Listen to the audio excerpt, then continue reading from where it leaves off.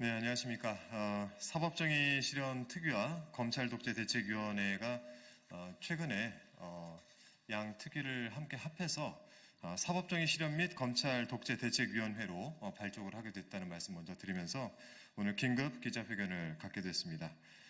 오늘 내용들은 저희가 준비된 기자회견문을 통해서 말씀드리도록 하고 오늘 참여해 주신 분들을 소개를 해드리겠습니다.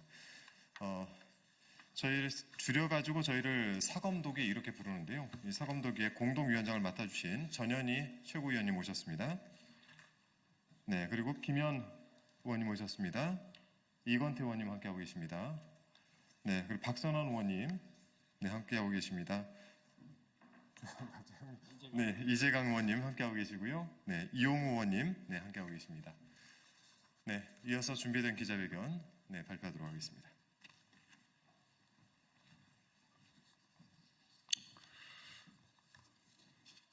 서울중앙지방법원 형사 34부는 이재명 대표 공선법 1심에서 중요한 증거와 사실에 관한 판단을 하지 않은 것으로 확인되었습니다.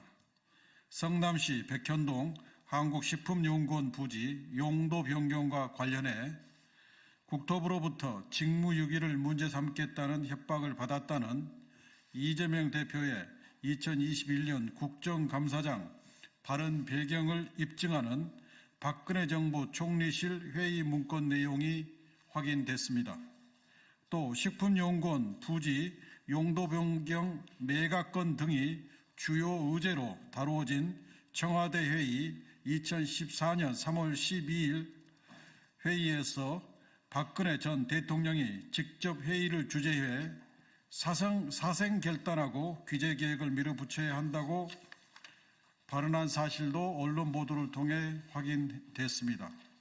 박 전 대통령의 사생 결단 발언 직전인 2014년 2월 21일과 28일 국토부와 청와대 국정과제 비서관 주재로 식품연구원 부지 매각 관련 회의가 두 차례 열렸고 2013년 7월 11일에서 9월 6일 사이에 식품연구원 부지 매각건 등이 다뤄진 정부부처 회의, 대통령 주재회의를 포함한 정부부처 회의가 무려 35회나 있었던 사실도 확인됐습니다.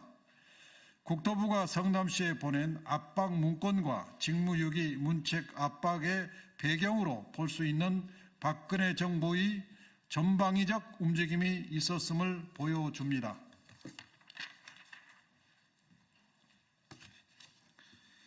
박근혜 정부 총리실 인적문책 지침 하달 2013년에서 2015년 국무총리 지시 공직 복무관리 업무지침 문건을 보면 박근혜 정부 국무총리실은 매년 초 중점 추진 사항으로 국정과제 및 정책 현안과제 추진 실태를 강조했습니다. 정부 출범 직후인 2013년 3월 국무총리 지시 1호로 내린 업무지침에는 새 정부 140대 국정과제 및 정책 현안과제 중 추진이 부진한 과제는 실태를 점검해 원인 분석 및 개선 조치를 하라는 내용과 함께 부진 원인 분석에 따라 시책, 제도의 보완 방안 마련과 함께 인적 문책, 직무 태만, 무사한 일 등을 병행이라고 쓰여 있습니다. 이러한 문구는 2014년 1월, 2015년 1월 총리실 복무지침 문건에서도 확인되는데 특히 2015년에는 국정 성과를 저해할 경우 실태 점검 후 조치하라는 내용이 추가됐습니다. 이재명 대표는 지난 9월 20일 공직선거법 위반 1심 결심 공판에서 협박이라는 표현에 대해 박근혜 정부 총리실에서 연초에 국책 사업에 협조 안 하면 인적 문책한다, 직무유기로 문제 삼겠다는 등의 공문을 보내 직원들이 회람했다며 이런 식으로 압박을 하더라, 직무유기로 문제 삼겠다고 하더라 표현한 것이지 구체적인 얘기를 한 게 아니다라고 말한 바 있습니다. 국무총리실 2013년에서 2015년 공직 복무관리 지침 인적 문책 병행 하달 2013년 3월 22일 SBS에 공공기관 부지 헐값 매각 투기 세력 우려 이재명 시장 인터뷰 보도 그리고 대통령 주재 종전 부동산 미 매각기관 점검회의 총 35회 국토부가 성남시의 부동산 매각의 협조 요구 공문 6차례 발송 등 박근혜 정부의 중앙부처가 성남시를 압박한 명백한 증거자료들에 대해 재판부는 언급 자체를 하지 않았습니다. 재판부는 이재명 대표와 변호인들이 제시한 증거들을 외면한 채 검찰의 입맛에 맞는 일부 내용만을 가지고 협박을 당했다고 볼 수 없다고 판단했습니다. 객관적인 증거를 무시한 명백한 오판입니다. 유죄를 정해놓고 끼워 맞추는 수사와 기소, 이것을 말 그대로 사냥입니다. 검찰은 파렴치하게도 국토부 공문 등을 압수해서 가지고 있으면서 증거 기록에 첨부하지 않았습니다. 그래서 변호인들이 어렵게 찾아서 증거로 제출했습니다. 검찰이 백현동 배임 사건을 기소하고도 1년째 사건 기록을 안 주고 버티는 이유도 같은 맥락일 것으로 보입니다.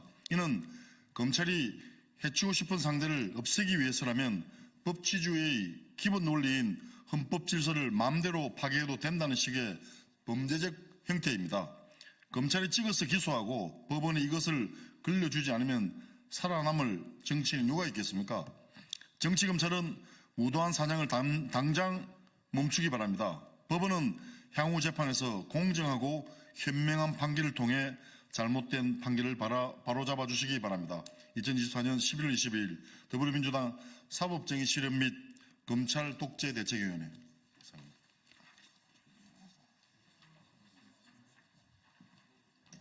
네, 자, 이상으로 기자회견을 마치겠습니다. 고맙습니다.